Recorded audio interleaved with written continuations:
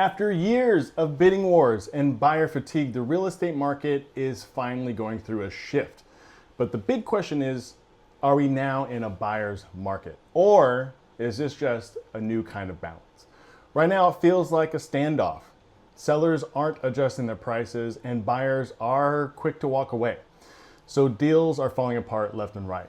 So what does that mean if you're looking to buy or sell a home here in San Diego? Let's go ahead and break it down. Now you might be wondering, why are more homes popping up for sale? A few reasons. Some homeowners are forced to sell. I always say life continues to happen. Job relocations, growing families, life events like divorce and death. Even with a sub 3% mortgage, sometimes you simply have to move.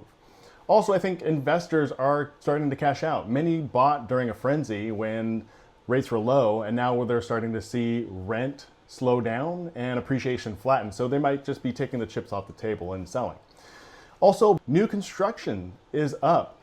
Neighborhoods are offering rate buy downs and incentives that resale homes just can't compete with. So is this a buyer's market? Not exactly. Prices are still up nationally, around 2% year over year, but affordability is still a major hurdle with rates in the high to mid sixes. But buyers do have some leverage again.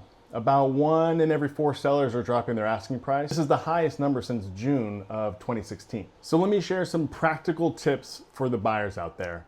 Number 1, always my advice, get pre-approved early. That is always going to be your best bet. The next thing you should do is look at homes that have been sitting on the market for at least 21, if not 30 or more days. Those sellers are going to be more anxious and more willing to negotiate with you. Also, negotiate smart.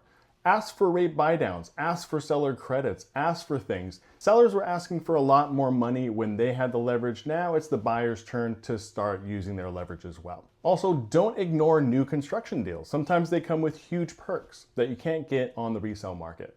And don't hold out for the perfect home. If your home checks about 80%, 90% of your boxes, that's a win. Go for it. Now for sellers, this is all about adjusting expectations. The days of selling in 2 days with multiple offers is long but gone.